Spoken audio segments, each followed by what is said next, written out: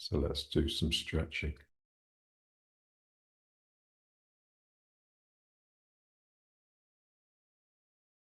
Reaching up.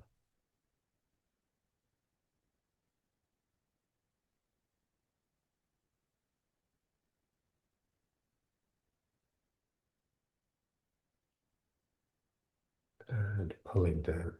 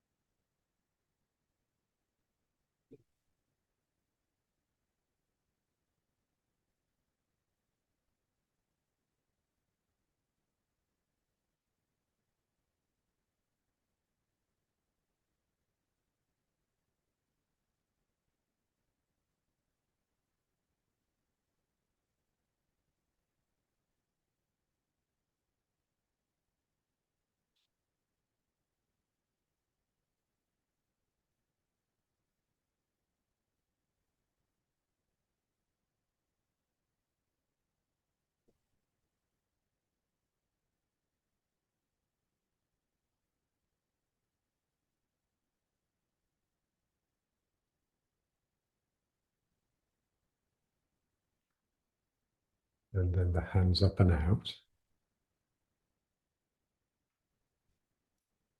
And then just form fists and turn a little bit.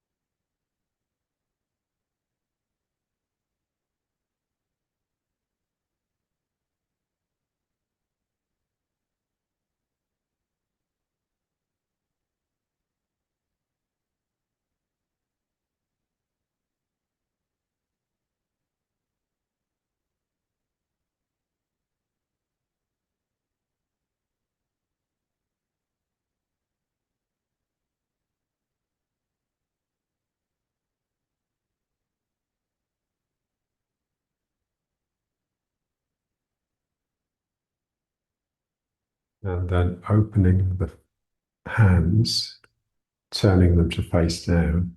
And now just tipping until the bottom hand just touches the floor.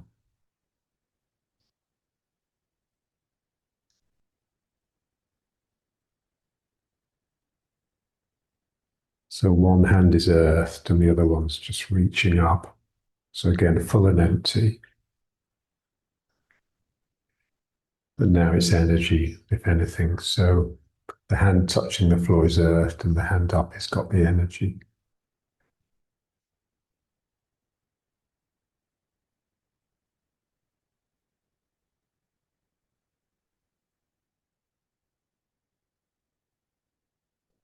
And then just turn the head to look up at the hand that's pointing upwards.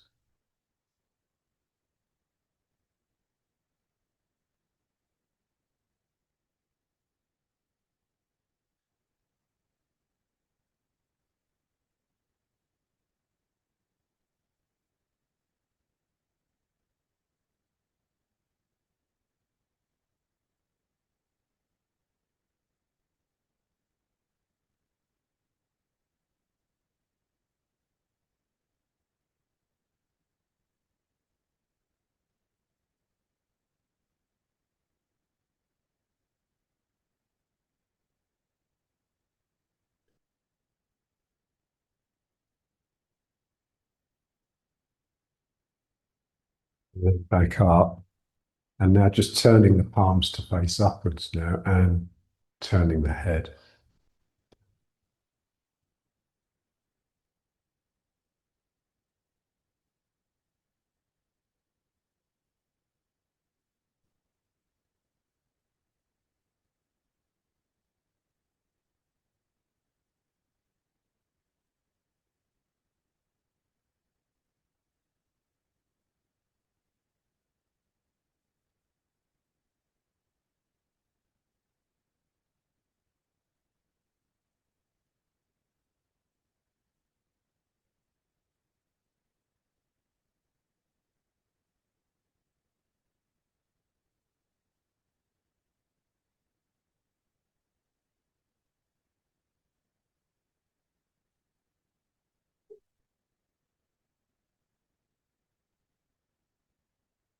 And then turning the hands to face down.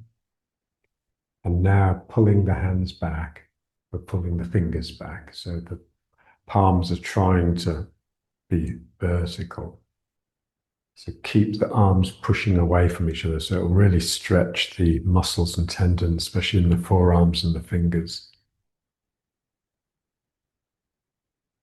And then just bring the hands in and then push out again.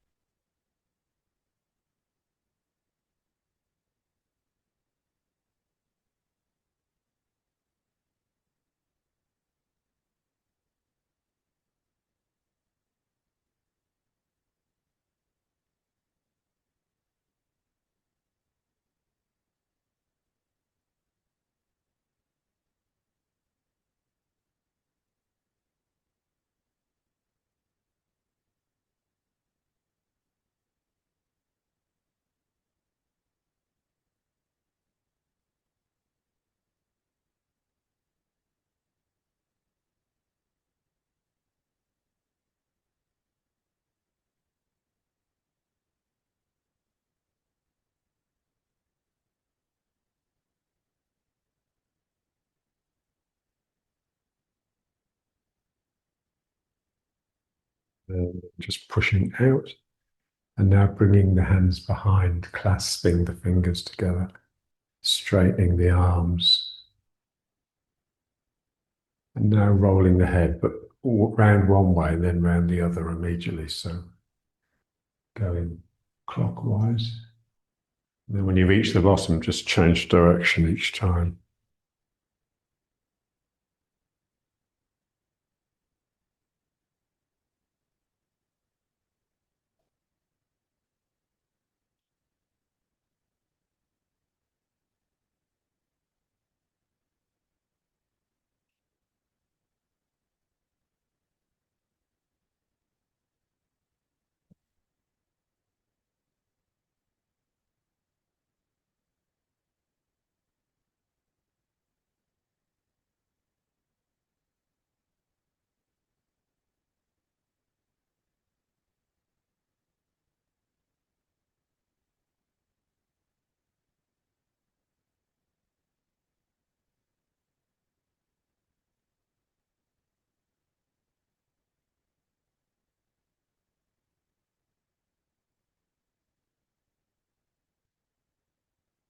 Then holding the elbows behind the back.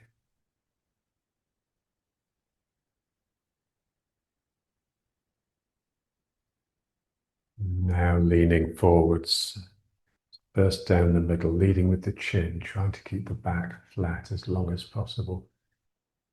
And then just be careful. And squeezing the muscles to come up, so gently and slowly. And then to the left corner, so over the left knee.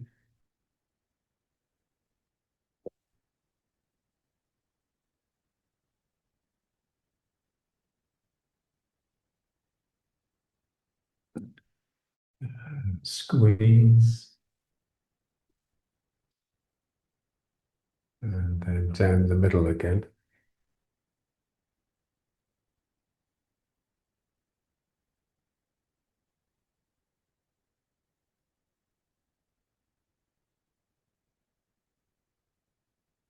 and up, then to the right,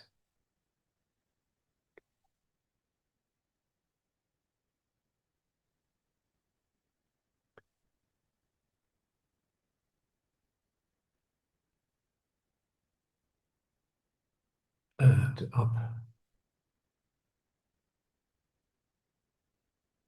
And now let's just repeat those and go down deeper and just pausing for a second or so at the bottom, just to feel the stretch. So forwards. Trying to let the head down to touch the floor or the knee.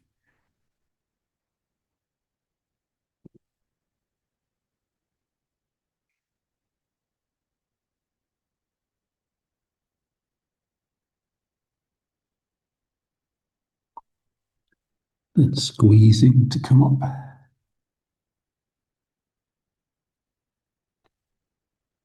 And over the left knee.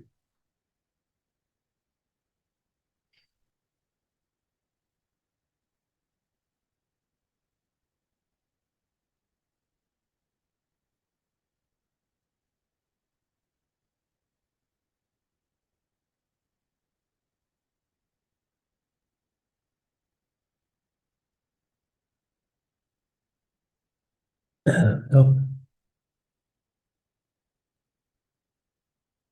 And then down the middle again.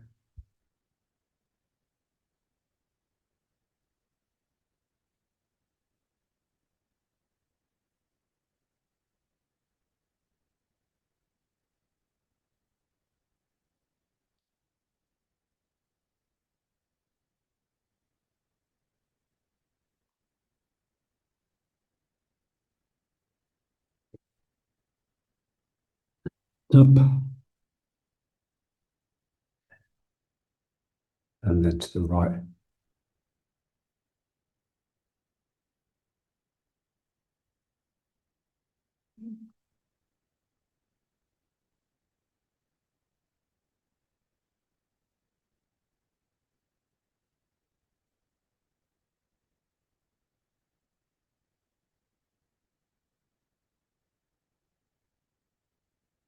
And up.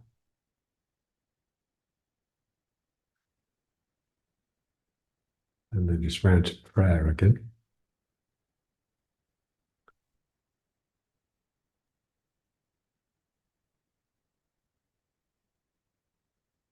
Now let's try a bit with the stick.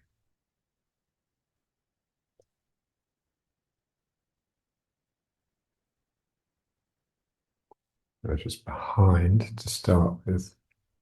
So if you don't have the stick, you can just use the arm. So this is basically the equivalent of what we've just done with the holding the elbows, because the stick is harder and more sort of inert than your own arms. It's just a bit more brutal, and it's smaller. Yes, it's narrower, so you can really feel the place where it's pushing in.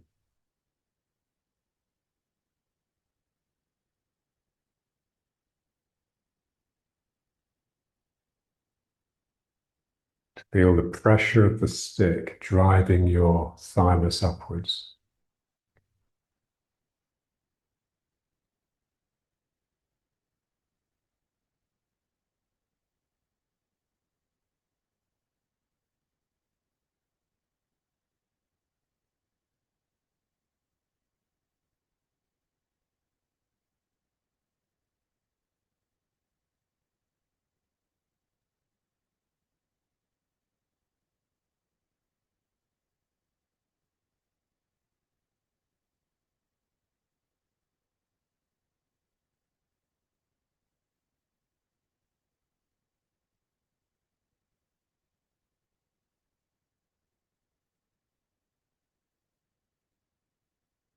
And then it's up to the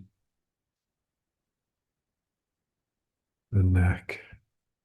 Now let's just turn again.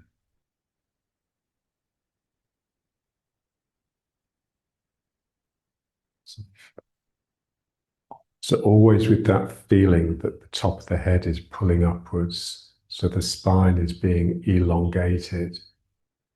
to create a sense of space between each vertebra. So it's like an aloofness.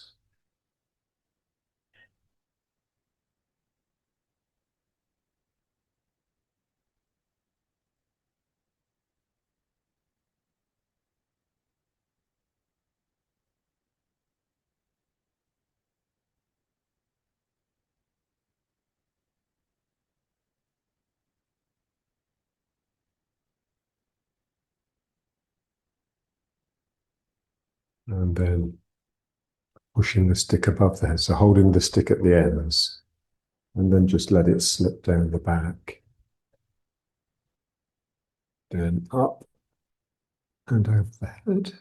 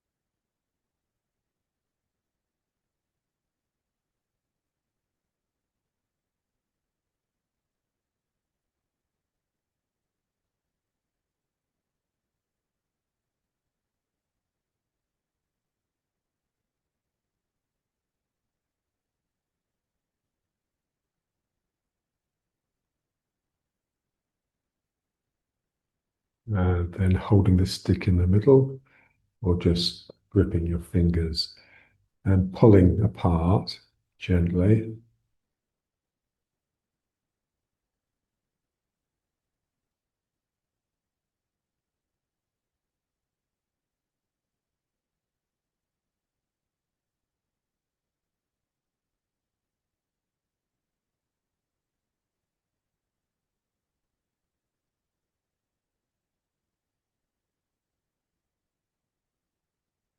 I remember John used to say, force is simply too much energy.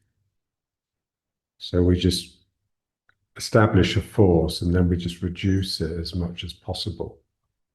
And the closer it gets to zero, the more energy, effectively.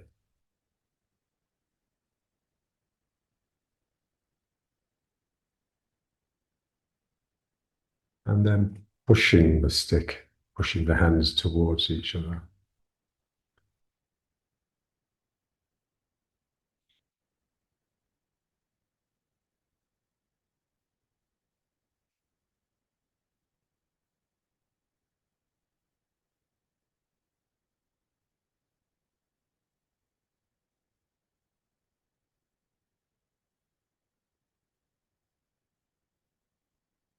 And then pulling again.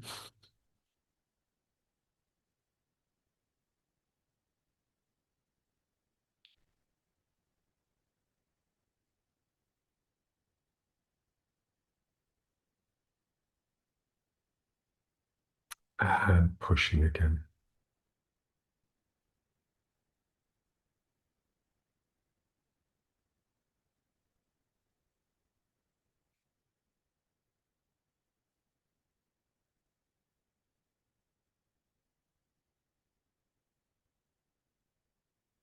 And then let's put the stick down.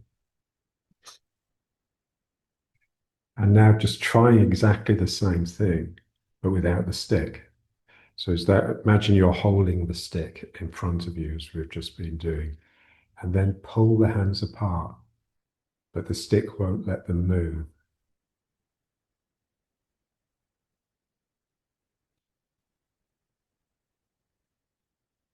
And then push the hands together, and again, the stick won't let them move. So it's all mind. Everything we do is mind. So, so we have to be able to just keep the mind focused and concentrated, not get distracted, and then we can do anything. and then pull the hands apart again.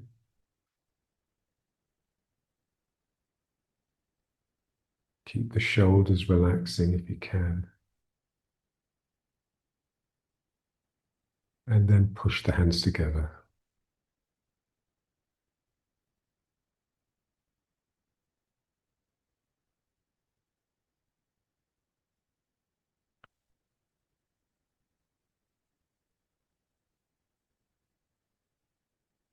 And now just reaching behind. So clasping the fingers again, like we do when we roll the head. You don't have to straighten the arms quite so much.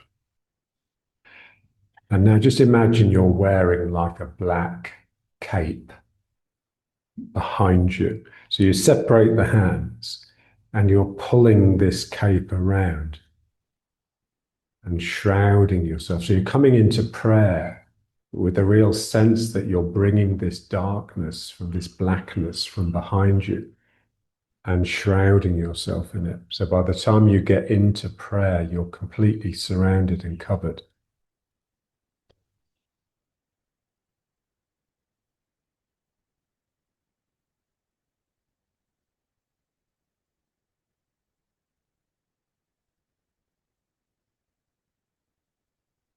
And now breathing. So just open up a little from that. As you breathe in, it's like the front of your body is emitting this light. And then as you breathe out, bring the hands in, it's like that cape is curling round you again. Like a gap is opening and light is shining out. And then it closes again.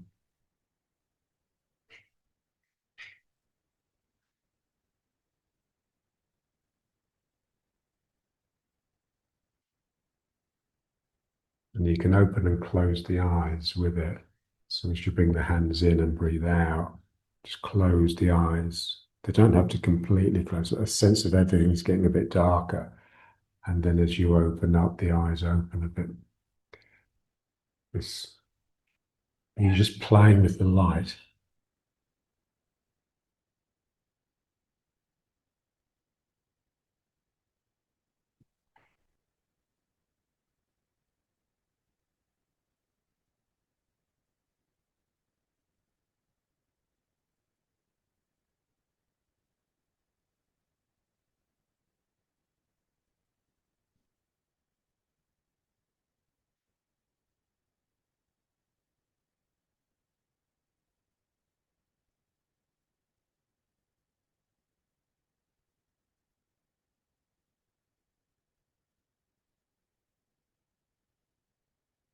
Closing and opening as you breathe in.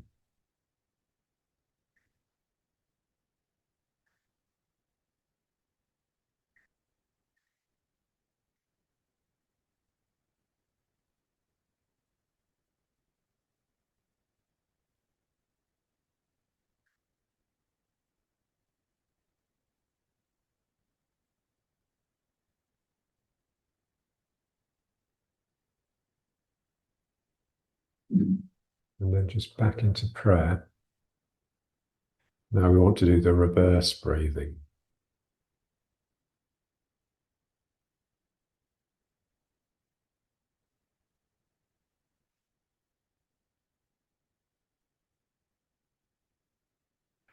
So first just breathe in and feel that you've drawn everything in, including the belly. And then relax out of that and just let the energy and the breath come out. It's a bit like a thundercloud. So it looks dark. Imagine how mysterious that must have been to primitive man, this dark cloud out of which come these amazing flashes of light. So as I pull in and breathe in, the pressure's increasing, the energy's increasing, but also the blackness because I'm being surrounded even more by this cape. And then I breathe out and the light shines out of that cloud. And then I breathe in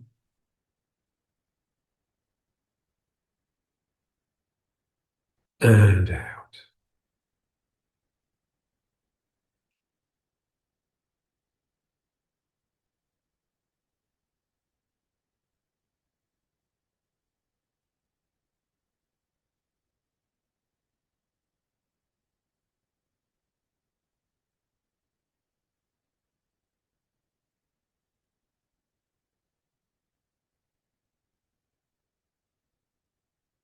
I'm gathering everything in and really surrounding myself in this cloud.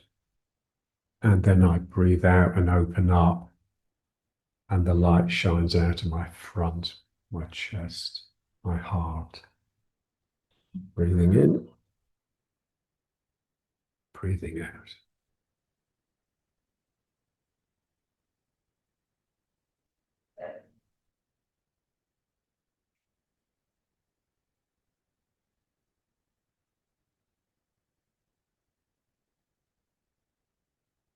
And then turn a little bit with it. So as you open up and breathe out, just turn towards corner. And then back to the front as you breathe in and close down.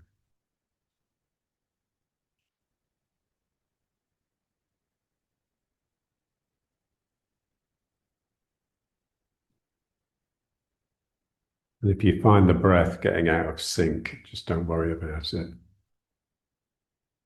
Eventually, just let the breath go. Let it do what it wants to do.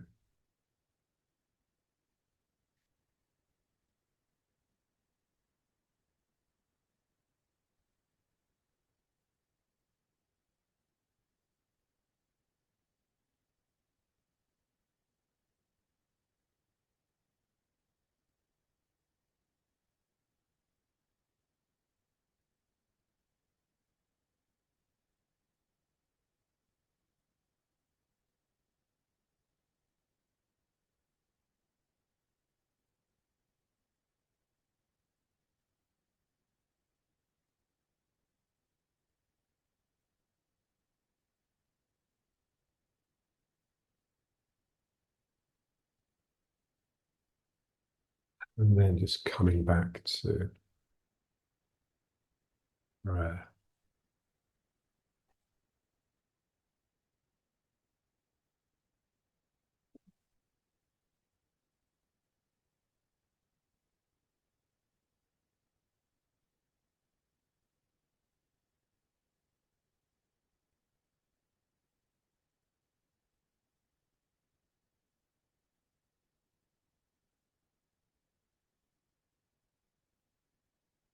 And now let's just turn the head.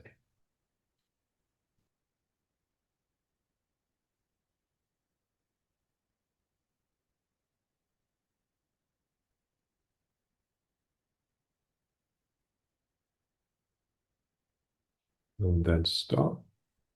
And now, like double speed. So 1, 2, 1, 2.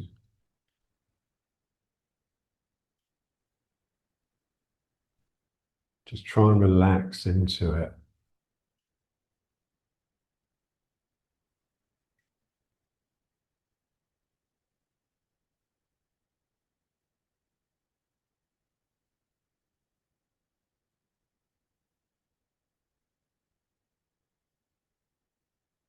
And then stop. And just slowly, just let yourself come out of that dizziness.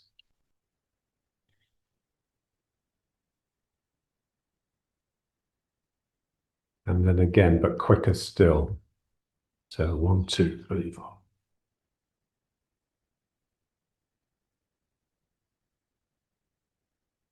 Feel the cheeks, the flesh on your face becoming really loose.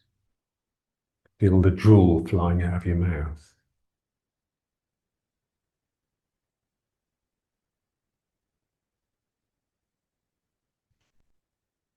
And then stop. And again, just slowly come back.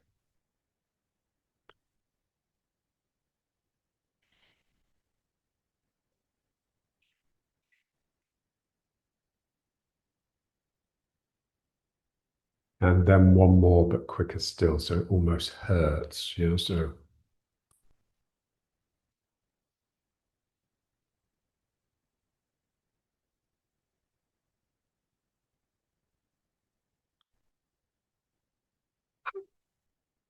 And then stop.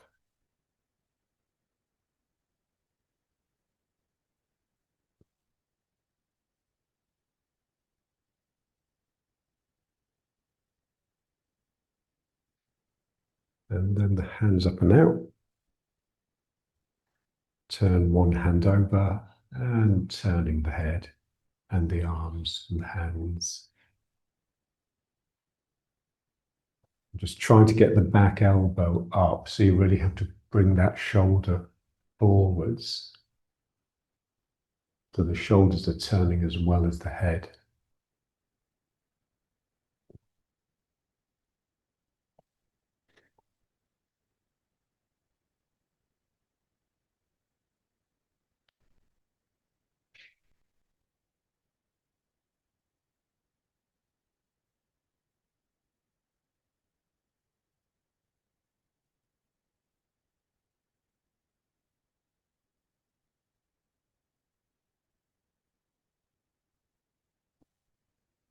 And then slowly bring the arms towards each other, the hands towards each other. And effectively, we just end up figure of eighting.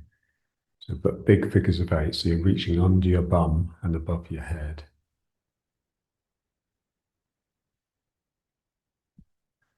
So you're contained within this figure of eight structure.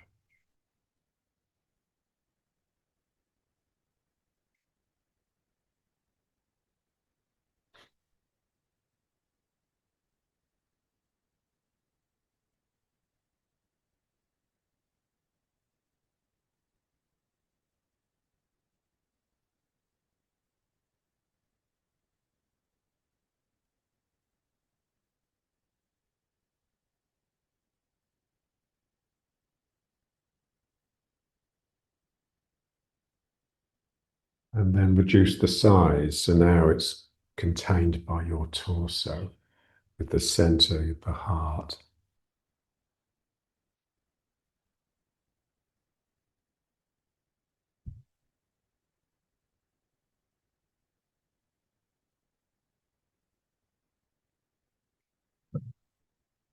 Feel each hand rolling around its middle finger.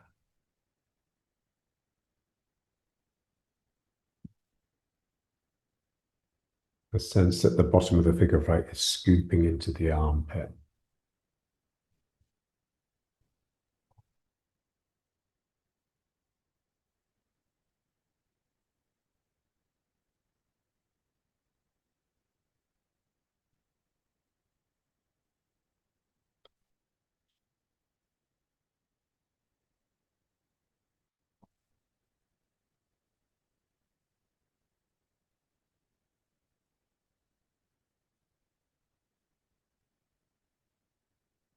And then we want to take it down to the belly. So imagine a narrow tube that you have to shrink the figures of eights and squeeze them down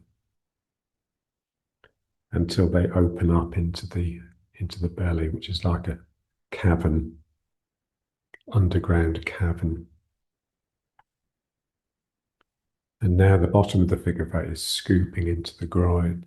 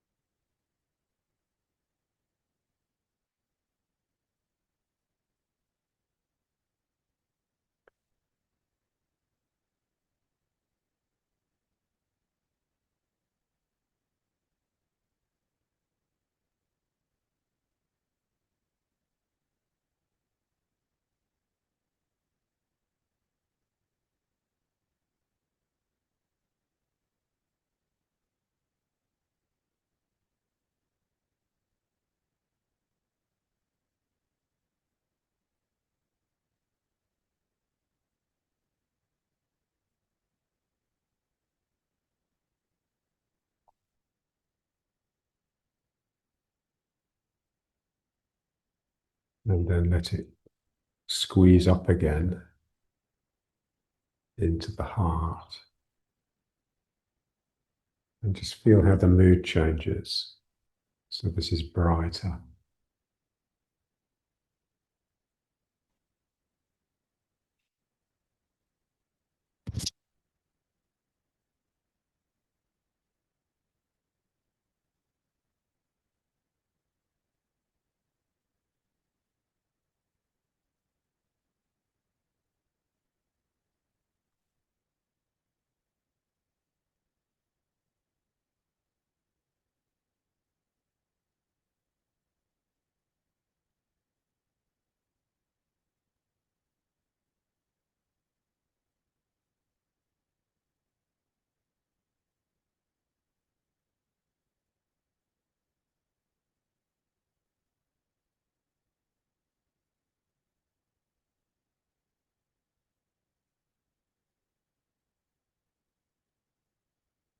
So in a sense, energy is just mind in its non-thinking capacity, more like mood. So I remember once, when I used to go and visit John in Liverpool Road, he'd normally start by asking me, "How is your energy?" And I never really knew what he meant. And I would start telling him how I felt because I thought that's what he meant. And on one occasion, he just got annoyed. He says, "Look, I've got no interest in how you feel. What I want to know is, are you in the right mind for us to do some good work?" So that's the energy, really. It's almost like an enthusiasm or just a good mood that enables you to function well. And now just squeezing it as though you're squeezing it up your throat into the head cavity. Ooh, and then when again, it's like a cavern, but it's light rather than dark. Now the bottom of the great scooping into the jaw each side, loosening the mouth. And like the top of the figure eight is trying to protrude up into the horns.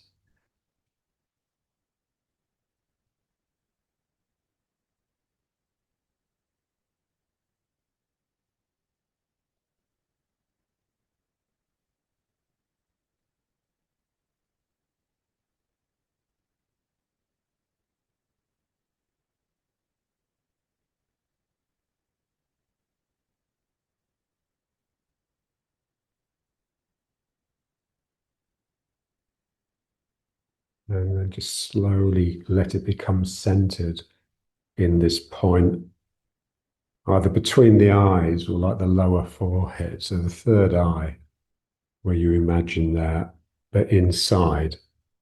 So it's the pineal gland or the pituitary gland, can't remember which. They're both pretty much the same place anyway.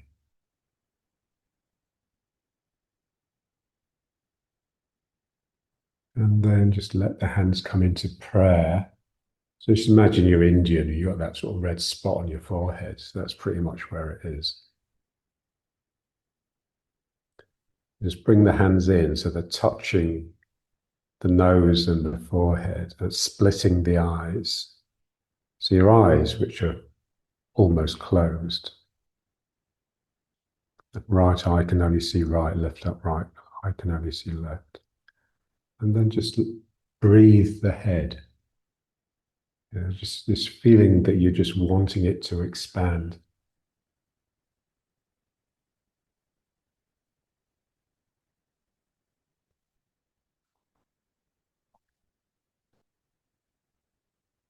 Like they say, the Buddhists say, the body does not contain the mind contains the body. So this sense that you're just surrounded, you're bathing in energy, in mind, in expansive mind. So you're just really just pulling it out, teasing it out. So thinking just really pulls mind into the head, and you just lose awareness of all other aspects of mind when you think.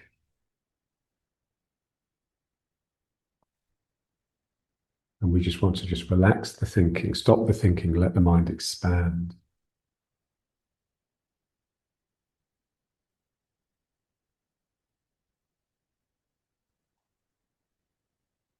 So it's just this cloud of awareness.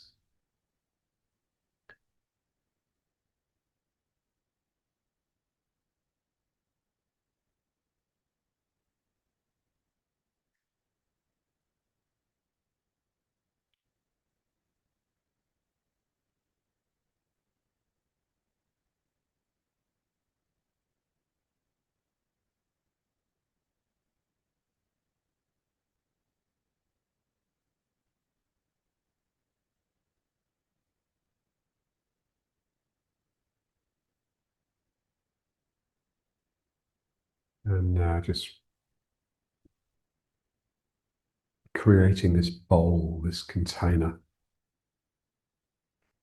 So you're collecting messages from the heavens.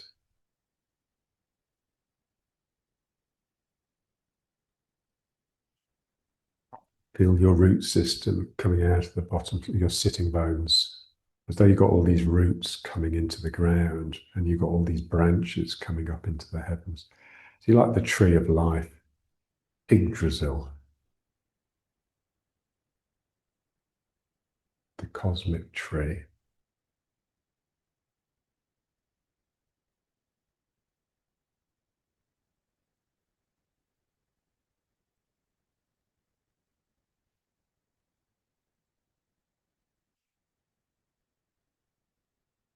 And then just as though your fingers are being pulled up by threads. So it's like a miracle that they're actually rising up. It's just your mind pulling them up.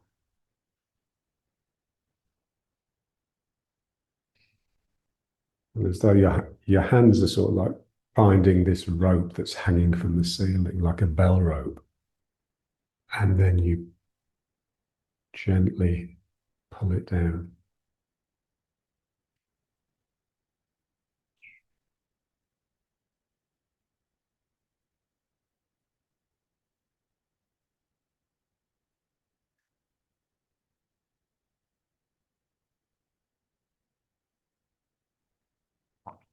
Let's just feel the Danchan as this center of gathering. So it's the power of the Danchan really that's pulling your hands in and together. And the heart is just wanting to expand all the time. So the shoulders are sort of trying to fall away and the hands are gathering in. And the head is just this enormous vaporous cloud.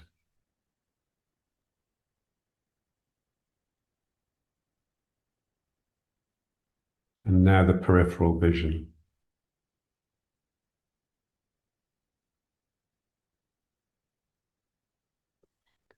So let the eyes become still, like fixed on a point, but not looking at it. So you don't need to actually focus on it. You don't need to see it. You're just using it as an anchor. And then just let the hands, and we really want the hands to be right on the edge. Yeah, so I can only just see them. I don't really see the details of the hands. I just get this sense of movement.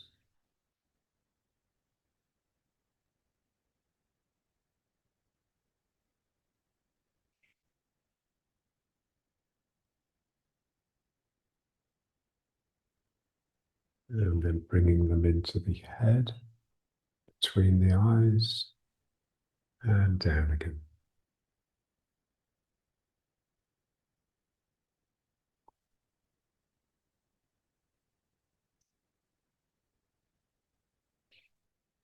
And then again. So your hands are just within your field of vision.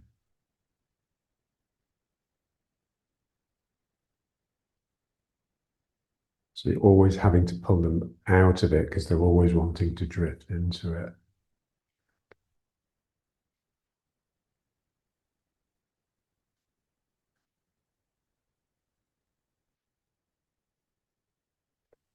And slowly down.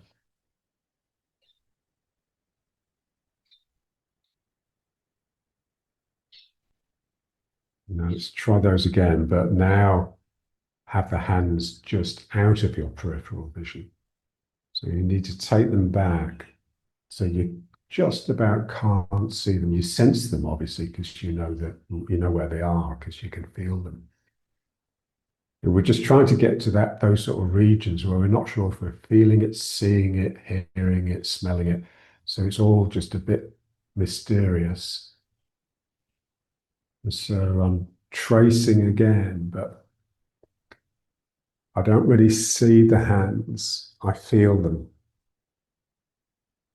not just because they're mine. I feel their presence within my energy, which obviously is bigger than my body. And then down again.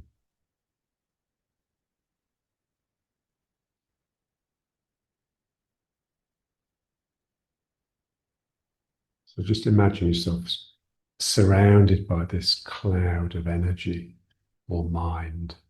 however you want to think about it. Yeah, so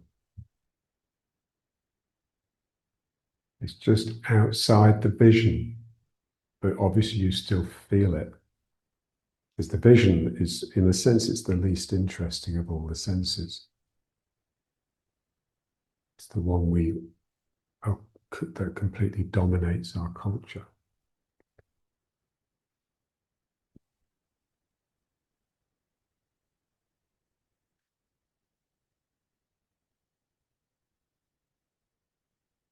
And now let's try one hand and pulling the thread up from the top of the head.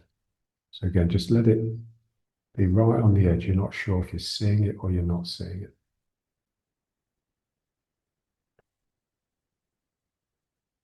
Now here, obviously, I can't see it because it's above my head, and yet it's as though I see it because my mind has built a picture.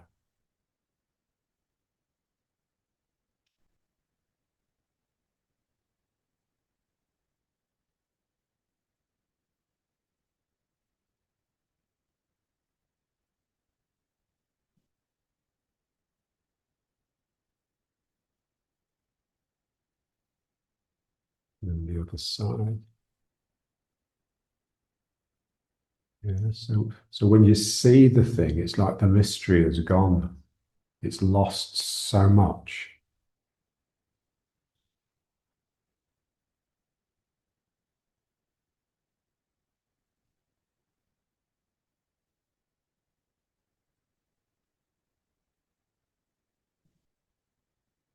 This is very John. And the island is called the land of mist and mystery. So it is like this mist that shrouds everything, so you're never sure of anything.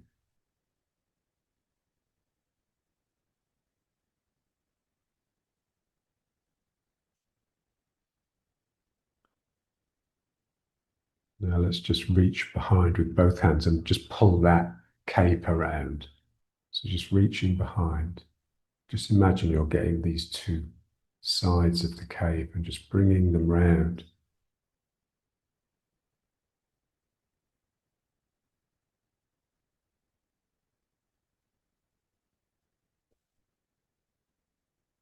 And now you're just shrouded, you're inside the cloud.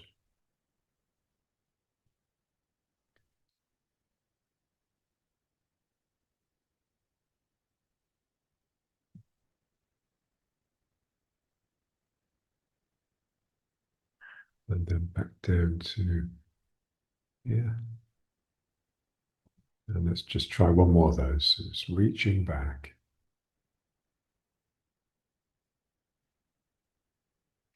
And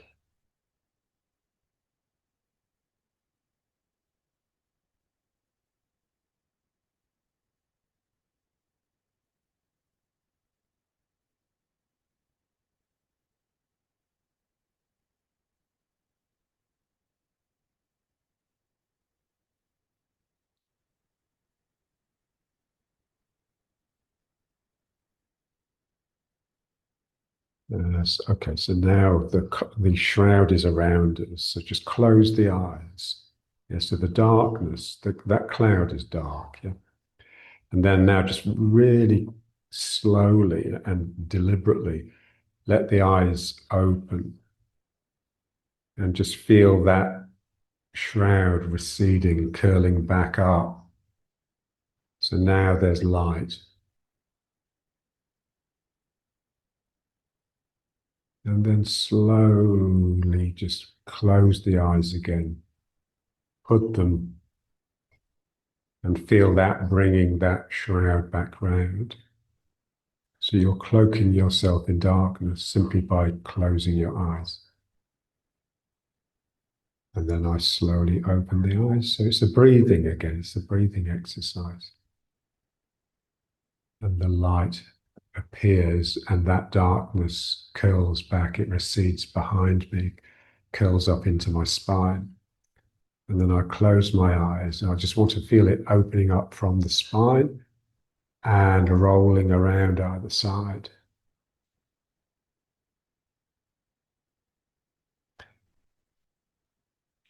And then one more, slowly opening. This is the muscles of the lower back, effectively. Keep on going until it's all sucked into your spine. And then gradually closing the eyes and just feeling the cape unfurling and coming round.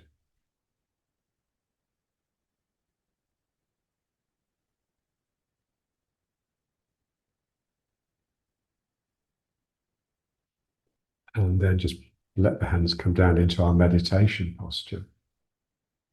And then just feel this cloud, this darkness that you're sitting within that surrounds you all around and over and under. So that's energy, but it's also mind at large, rather than your mind as such.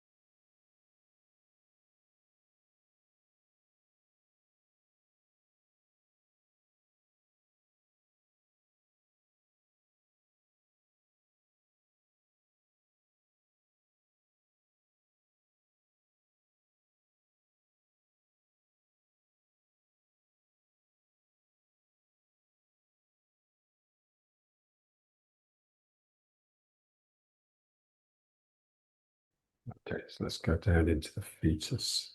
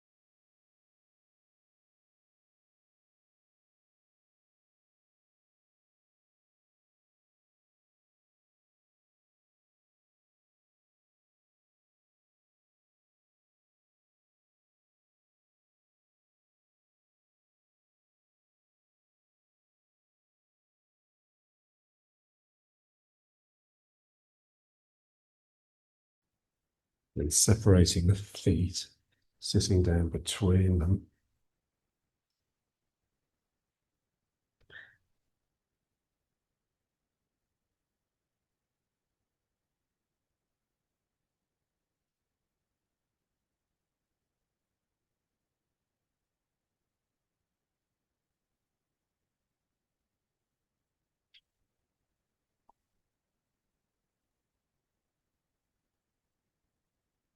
Now let's just rub the hands and do the eyes.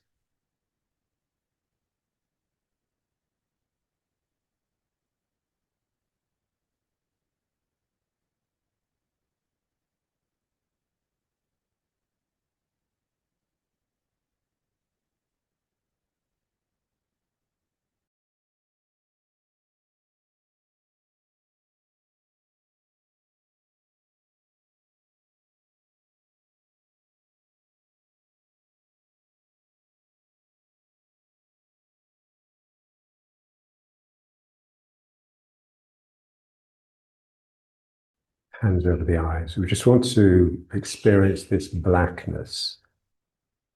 So it's darker than our normal experience of darkness. There's always a bit of light when it's night or when the lights are off at home. So this is just a bit darker than that. So we have to block out all the light with the hands.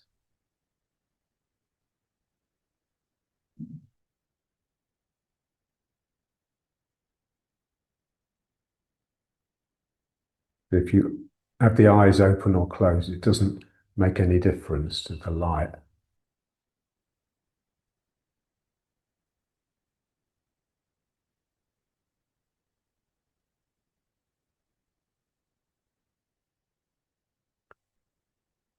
I remember when Ty was little, she once asked me, Dad, what happens to the stars when the daylight comes?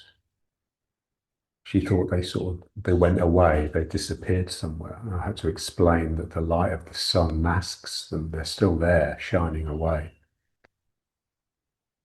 So there's always this sense that the light that enables us to see masks what we can't see, but what we should feel.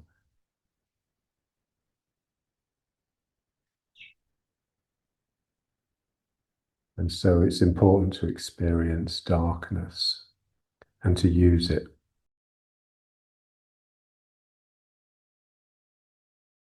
There's these meditation traditions where they actually meditate inside a deep cavern underground because it's the darkest dark that's available. And when you have complete darkness, after a while, you just start seeing things. It's almost like you start hallucinating. You see lights, and that's what happens here as well. So after a while, you just start, it brightens up. You get used to the darkness.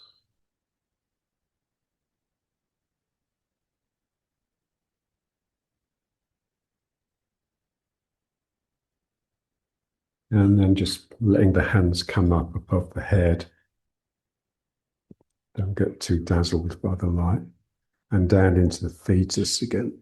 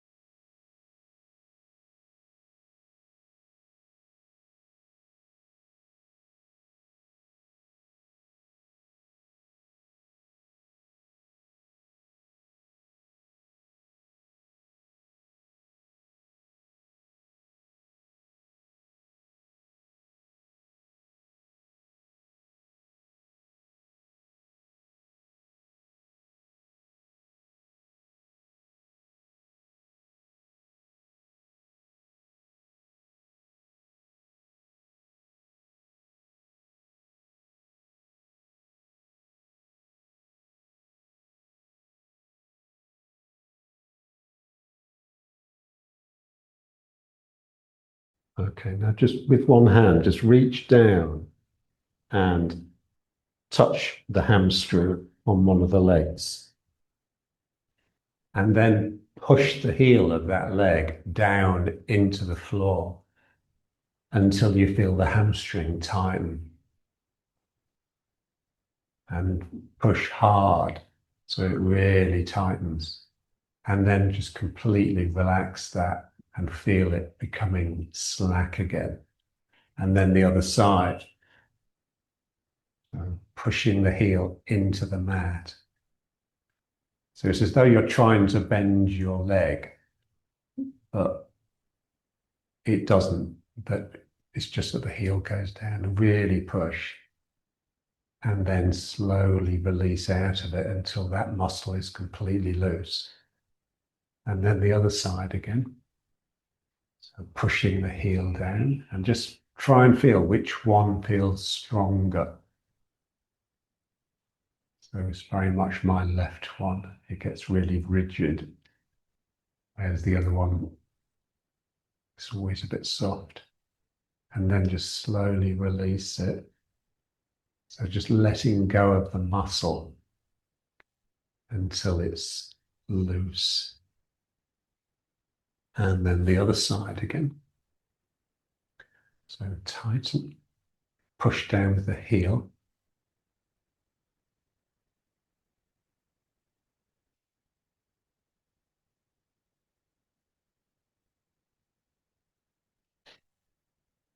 And then release. And then the other side again. Pushing down with the heel, feeling the muscle with the fingers. I was massaging an old man last week and his hamstrings were just so tight. So I just said, just relax this muscle. And I sort of, stroked it for him. And he says, how do I do that? I said, well, just put your mind there. And then he just said, is part of your brain down there? Because for him, brain and mind were just identical. I said, no, it's not that sort of mind. It's not your thinking mind. It's just your awareness. You just become aware of it. And then the other side, pushing down with the heel.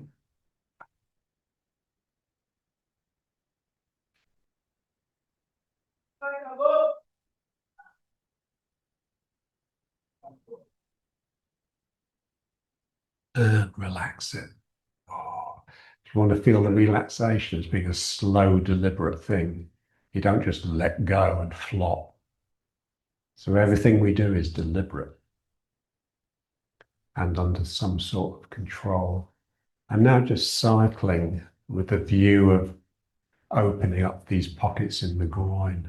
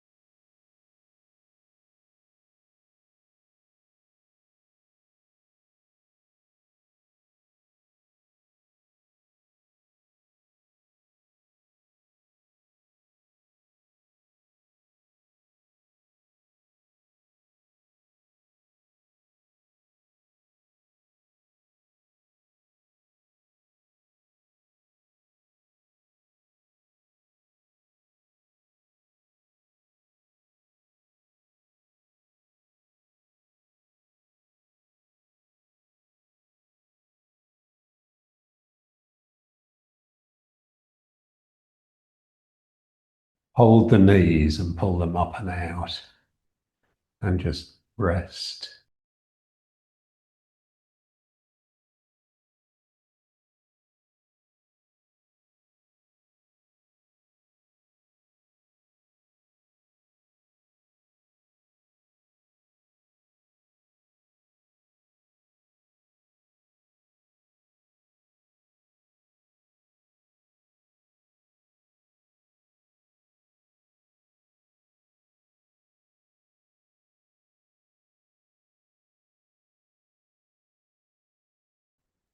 Okay, let's start the bouncing.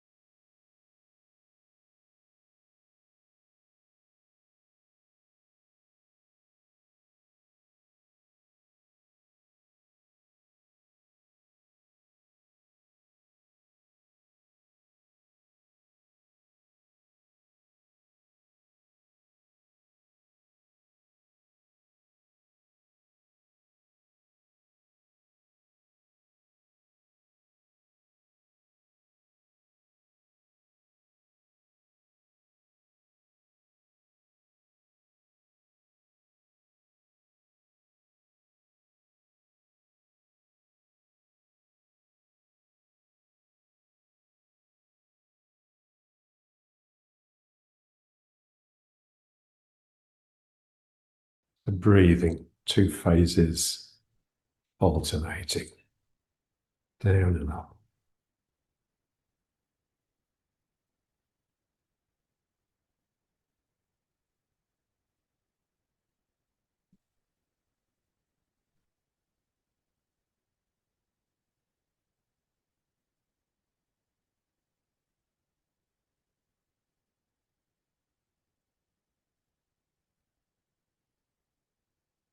And then alternating. And now we're walking.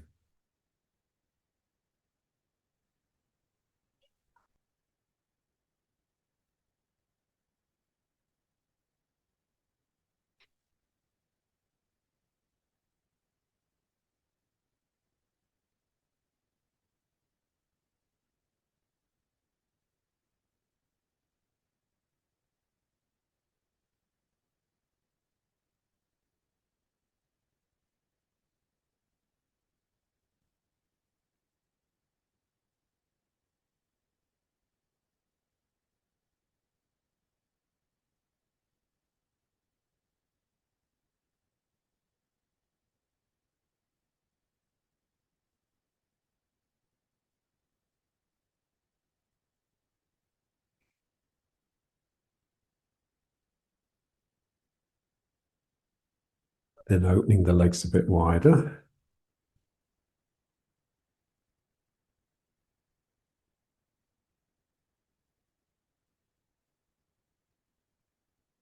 And then a bit wider still. Just loosening the heel. So the one that's with the arm coming up, it's got the heel coming up as well.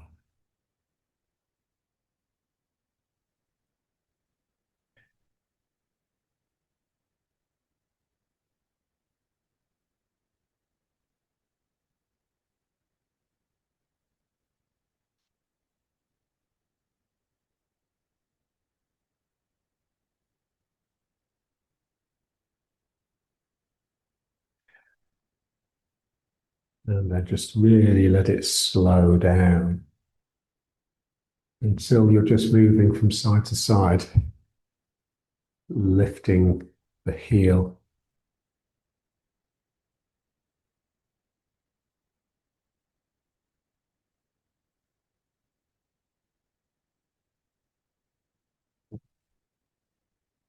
I straighten the leg, and the straightening just extends into the heel coming up.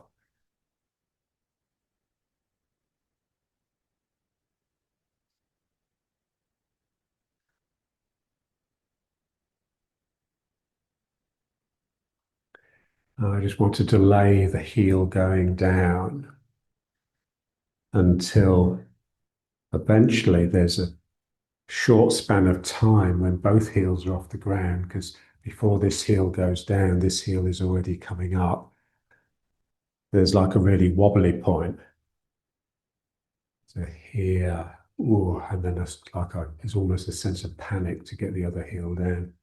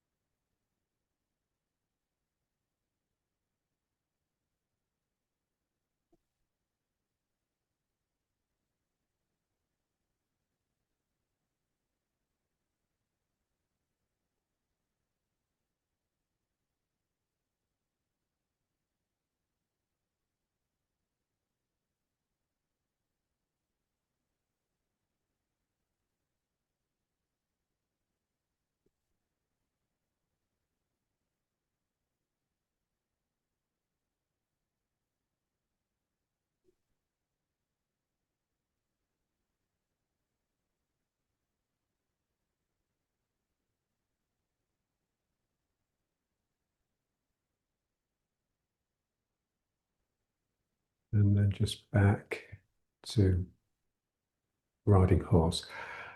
First of all, with just hands on the back. It's like your hands are resting on your hip bones and just pushing the hip bones down and forwards.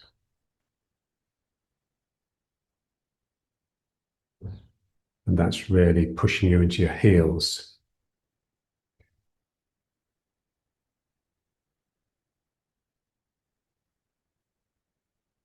And then just bring the arms round into ward off. But we're still with this sense of pushing here. So we don't want the heaviness of the ward off to pull us forwards and up. And then just feel gravity, this oppressive force bearing down on you.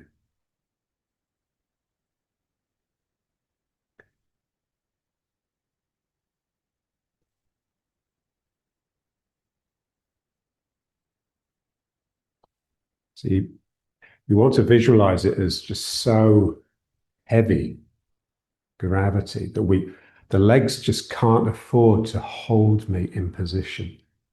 They have to push me against this downward force. Yeah?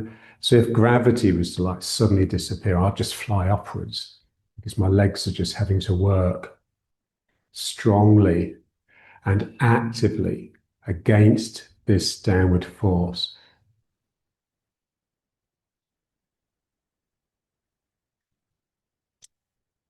Remember at school, we used to do this trick, get one of the kids, a volunteer. We wouldn't force him. We'd get one of the school chairs, which has got a seat in the back. He'd sit down, and then we would just gather round and we'd just push him down into the seat and the floor.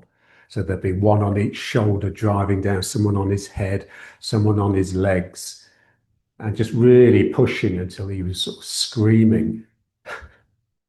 And then we'd just release and just lift, and they'd just float upwards. It was amazing. He always used to thrill us. And so it's like this force is so strong, something in me has to be fighting it all the time.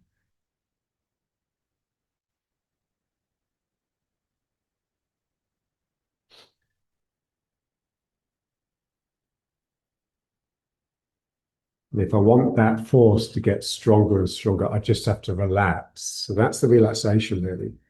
So part of me is giving in to that force, not so that I can let it crush me and defeat me, but so that I can see, access the counter to that, which is my own strength rising from the ground. And that is like, it's not a willful strength. Yeah? It's a spirited strength. So it's more energy than strength. It's an energy that comes up from the ground to counter this flow of gravity, which is also an energy. And then coming off the heels and onto the front of the foot.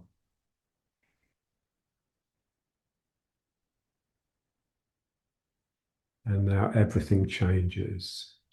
I become a different creature. From being the tree, I become the animal. So what the animal has that the tree doesn't is mobility.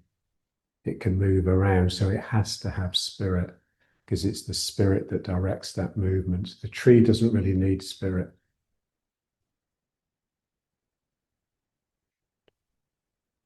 So the spark of life for an animal is quite different than the spark of life for a tree or a plant.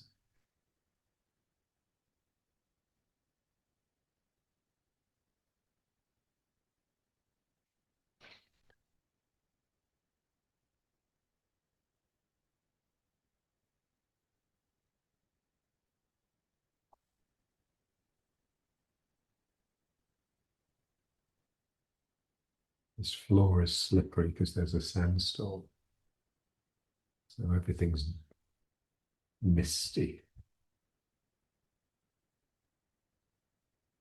And now just putting the heels down, but really deliberately. So just delay as long as you can, turn towards this leg, and then slowly let the heel go down. Then once it goes down, just really feel it spreading on the ground and getting sucked down. And then this one goes down. And as this one goes down, this one comes up. And now just the figure of eight around the feet, just really trying to delay the heel going down. So really feeling the power in letting that heel down slowly and deliberately.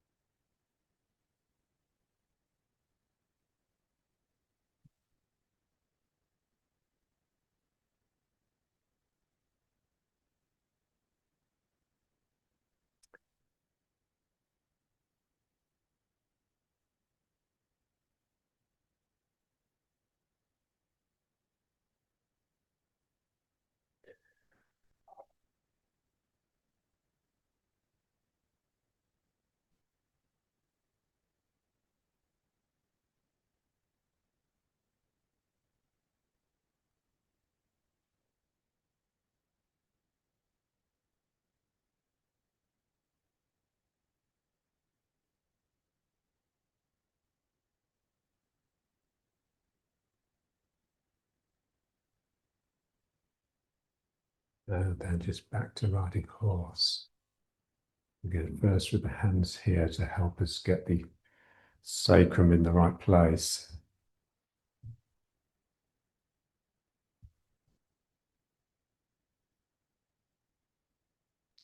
And then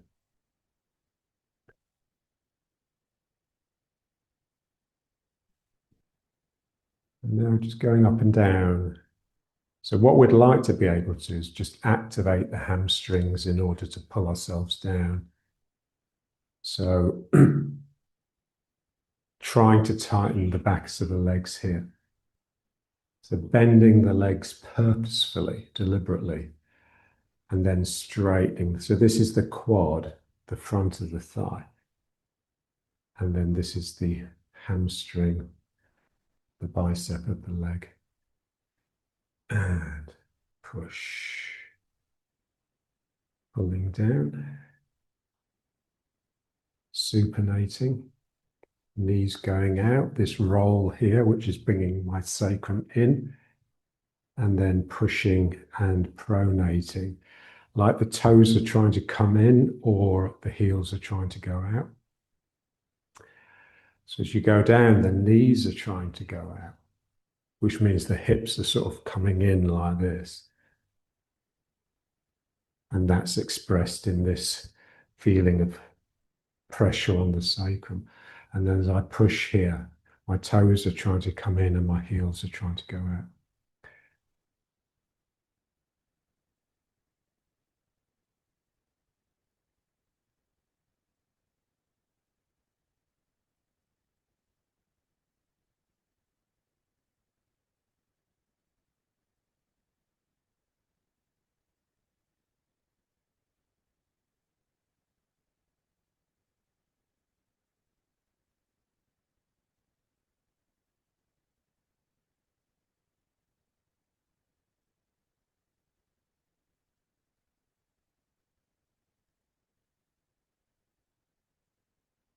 And now using it to turn. So first just bending the legs to go down and then straightening the legs again, but pushing the two hips past each other to turn rather than coming up. Bending the legs to go down, pushing to turn to the side. And just feel the importance of that front leg pushing back. It just enables me to get around just a bit further and then turning back to the front and then pushing.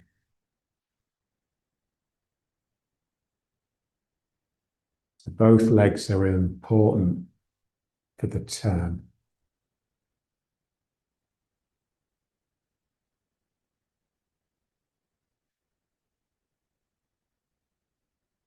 Pull and push. Pull and push.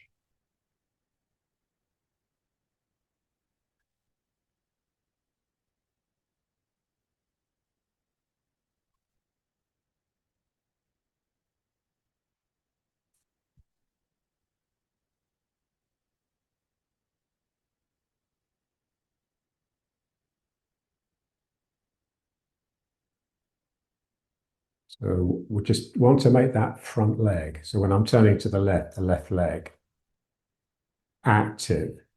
By that, I mean it's not just holding me here and supporting me, it's trying to push up through the body and into this front hand. So my left leg here is pushing this round. My right leg is pushing against that and spiraling up my body and into the hand.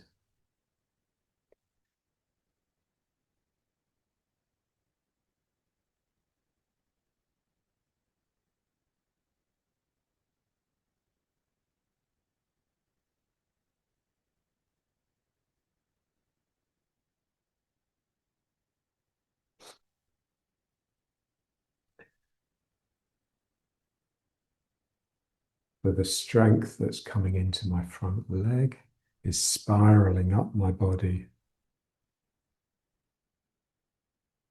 and then coming out of the hand.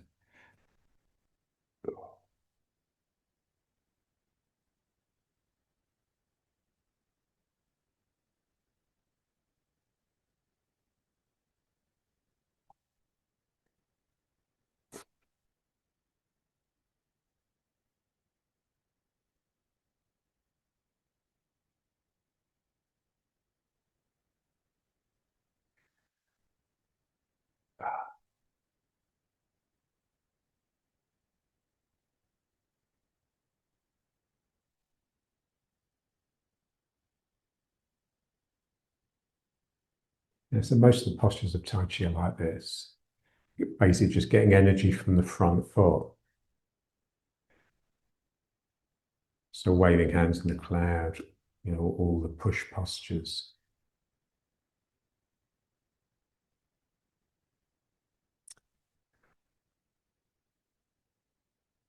And so we want to feel the spiral aspect because it's like it's coming from this direction up the body and then it has to completely change direction to come out again.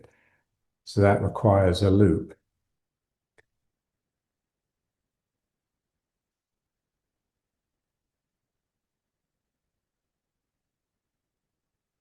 I want to feel it coming through the body, so something has to happen with the spine here. It's not just an image that I'm seeing, like an image I'm creating in the body.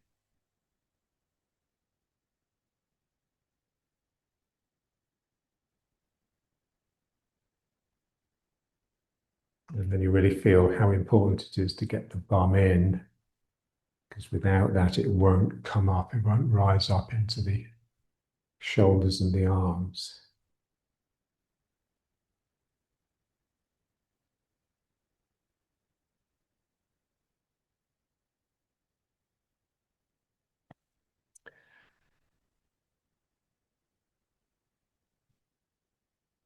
And now effectively into the second one, so the back foot version, which is lifting hands, so the arms have to change. So this is straight. My straight leg is trying to drive me into the bent leg, and the bent leg is trying to straighten through the body into the front hand. So now I turn this leg to pull myself around, and then I use this leg to really drive myself into this leg. And then this leg drives up through me into this hand. Turning the foot and It's just lifting hands or repulse monkeys. So all the back foot postures are this structure.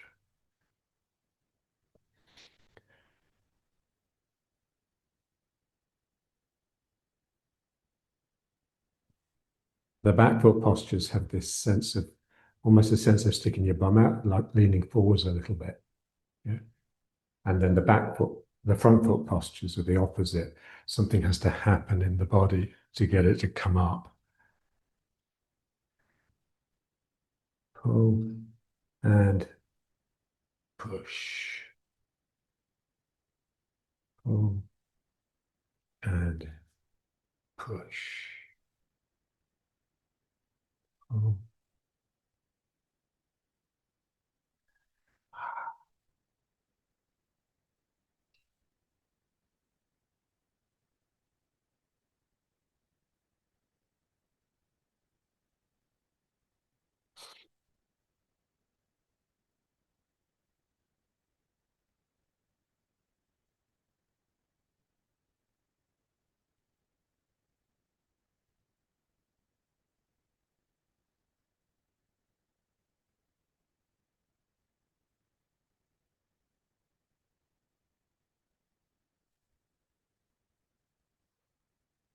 Okay.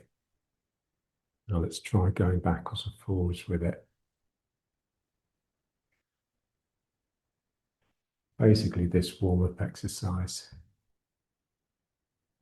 So first, just get the arms twisting.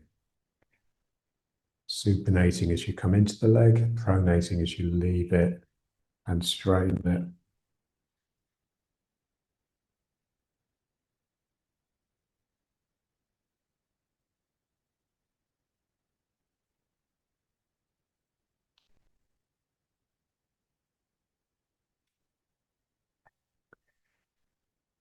So as I come into the leg, this is happening, and this is happening in the arm. So as you come into the leg completely, or as much as you do, feel the elbow almost pushing down on the sacrum. So as I come forwards, my hand is twisting, and it's like my elbow pushes the sacrum in, both, going back and forwards.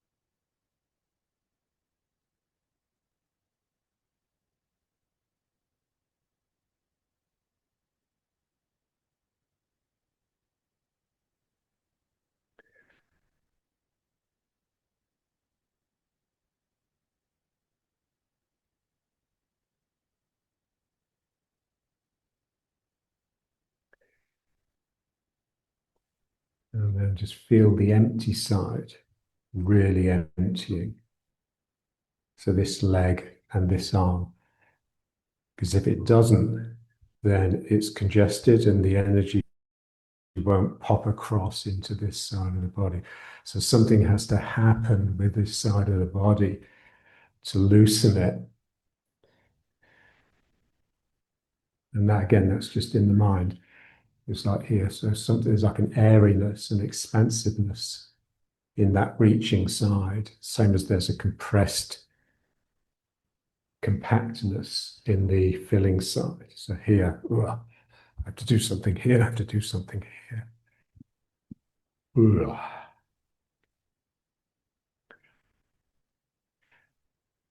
And that's just, repulse monkey, where you just sink into the back foot and the energy just whips out of that hand.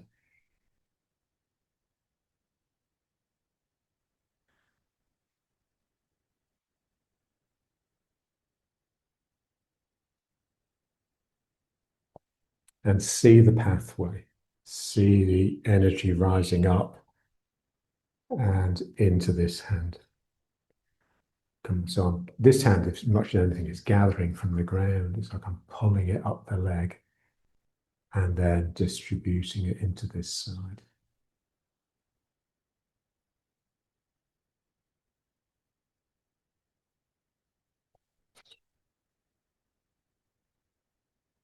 And just feeling the relaxation that's required in the sacrum for the energy to pop across into the other side of the body.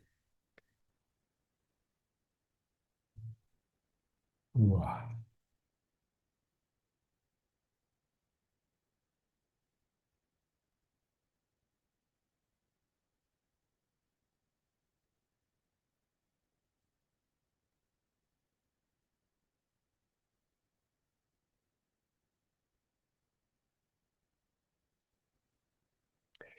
And then the other foot falls.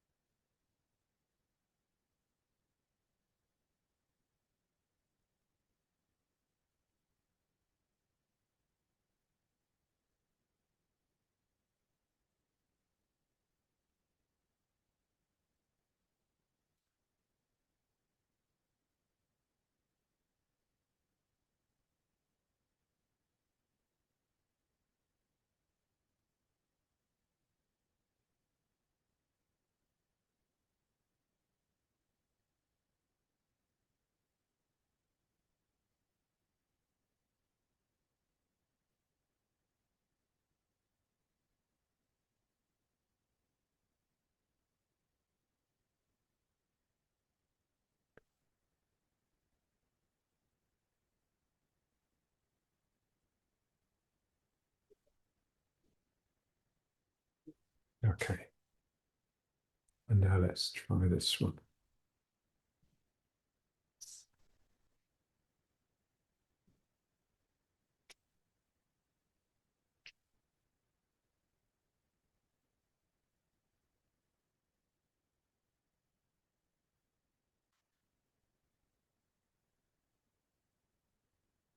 So as you bring the heel up, try and bring the weight into that foot so that the foot is really working because it's having to push against the weight.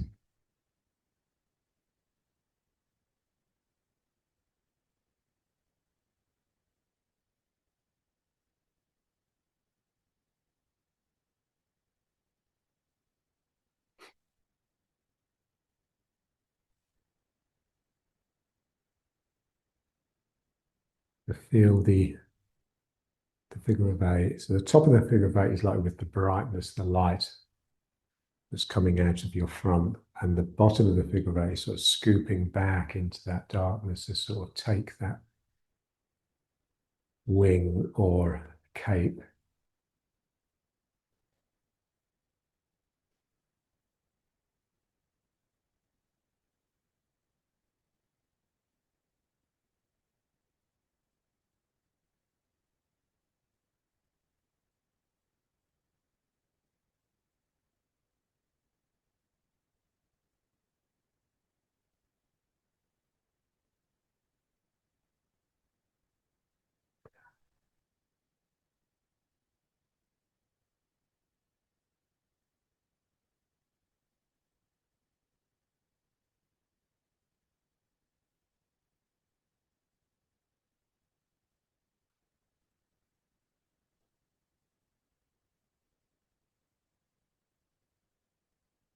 And then just lifting the foot.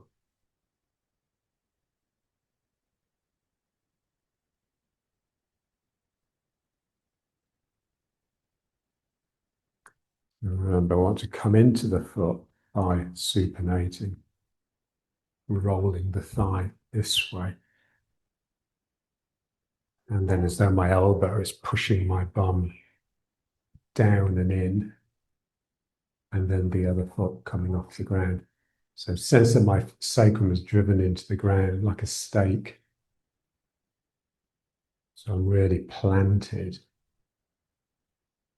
And then here, so I'm twisting not just the hand, but the leg as well. The knee is trying to go out. As the knee goes out, my sacrum will come forwards and down. So the knee's going up and out.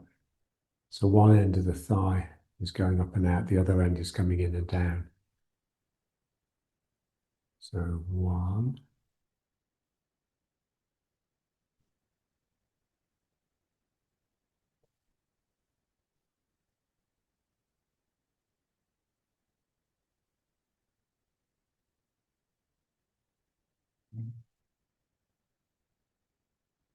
and reaching out with the leg. So that's pronating. And then as soon as I start using the leg actively, I'm supinating.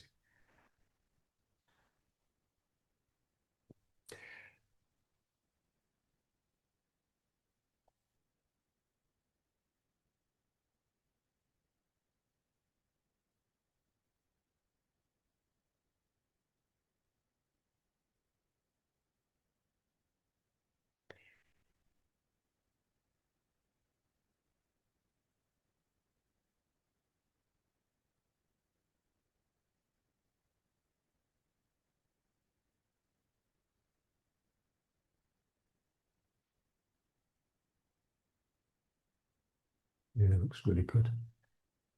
Yeah, so you'll feel it, this sense of the sacrum getting into the ground as you just can't look down anymore. You have to look up and out. So it's the bigger picture again. In a sense, that's the thing we're all terrified of.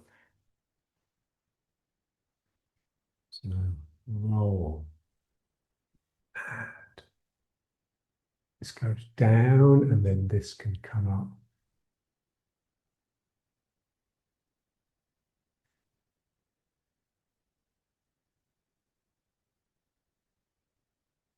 So pronating and then supinating.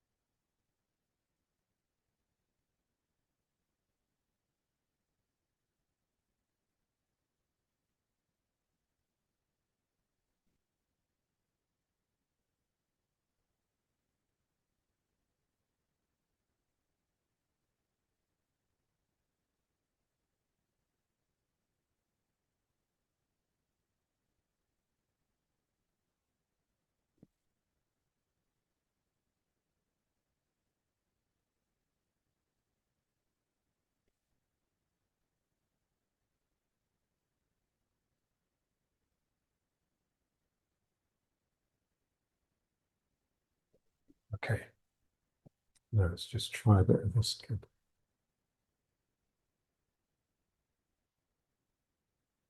Again, it's just pronation, supination, which becomes the figure of eight.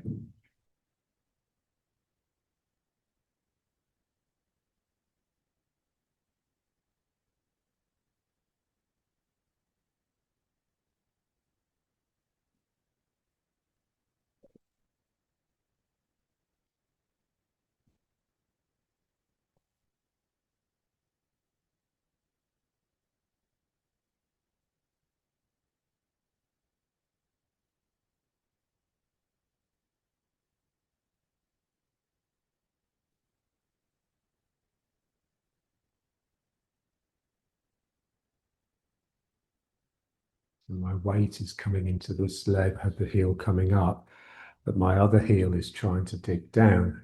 Sort of, it's difficult to know where your weight is. So we start off when we work knowing what we're doing. So working with some clarity and deliberation. But we'd like it to slowly slip into that cloudy region where we're not quite sure of anything anymore.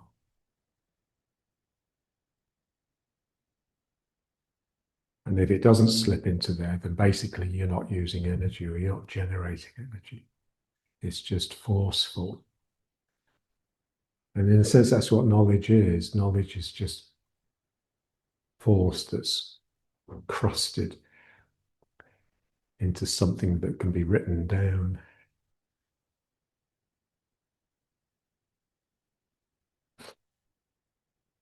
I love that Zen story, the master, and he's passing on the lineage to his best student. So they're sitting around the campfire, the fire, and the master says to the student, well done, you've done really well. So now you're taking over the lineage from me. And then he brought out this big book and said, this is all the secrets from all the past masters of our lineage. It's a real treasure. And he gave it to the student, and the student just thrust it into the fire. And the master just said, what on earth are you doing? And then the student just said, what on earth are you saying? So it's like just a beautiful example, that real secrets just can't be put into words. It's what Castaneda calls silent knowledge.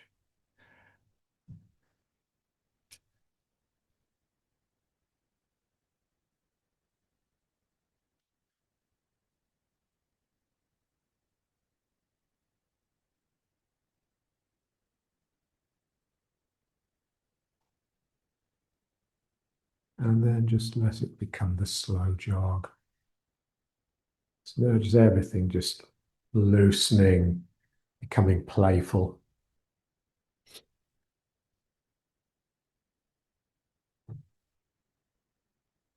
Try to stay off the heels. Just feel how that immediately just lends it lightness and fluidity.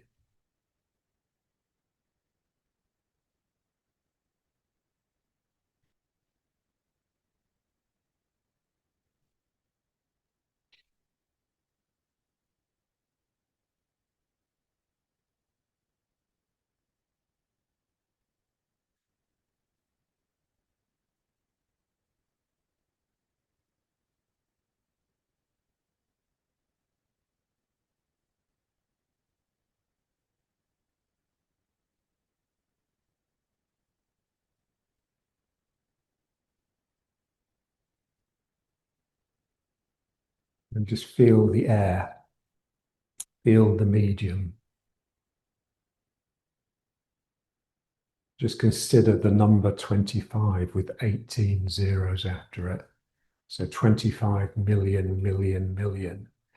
That's how many molecules there are in 1 cubic centimeter of air. So this is just thick. And that's the sense. So it's a real labor just to get it in and out of your lungs, and it's a labor to move within it as well.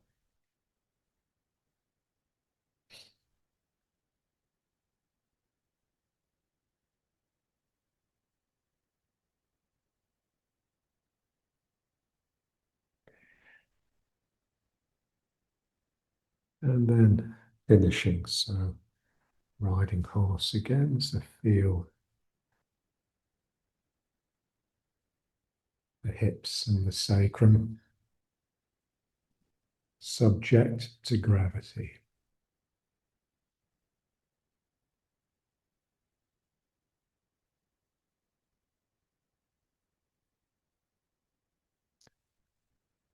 And sinking. To allow that sinking to flow through you as a continuous thing, The relaxation has to be ongoing. As soon as it stops, you'll just get tense again. So you have to be constantly relaxing, relaxing, relaxing. It never stops. And then just feel the strength just pumping up against that and filling your body, especially your skeleton.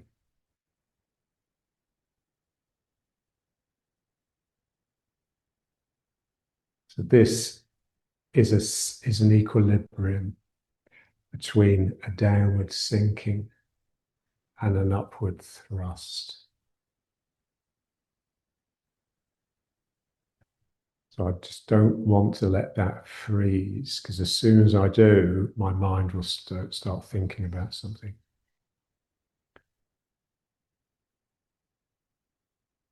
I just stay with the forces operating upon me and the energy flowing through me.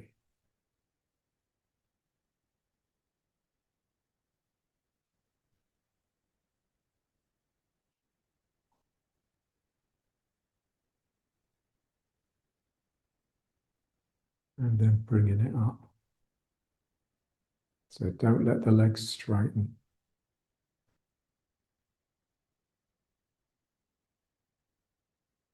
So the quads are working, they're trying to straighten, but the hamstrings would like to have some control of the hamstrings. So they're also a little bit tight in order to get you down, down and gritty and ruthless. This is just projecting me up, the quads. Again, it's gravity and levity.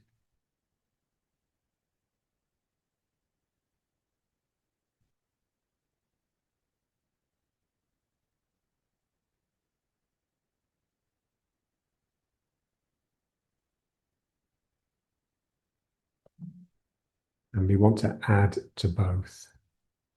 So neither are really enough. So I want to be able to use my hamstrings to help pull me down, to give gravity a helping hand. And I want the quads, my lower back, and my just sense of brightness to help this rising up through my body. So the system is just really dynamic, a dynamic equilibrium.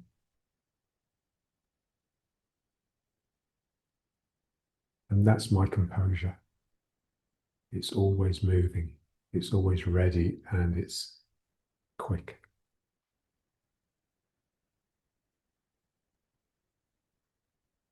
Okay, and then just winding it down.